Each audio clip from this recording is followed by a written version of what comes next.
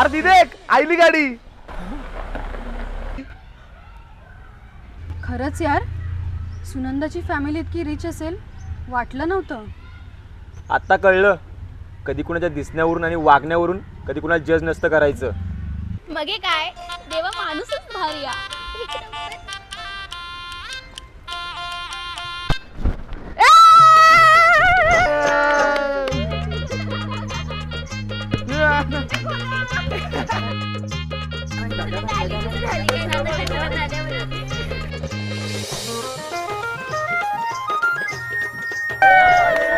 आमची मम्मी आली. नमस्कार. बोला ये. पाया पड.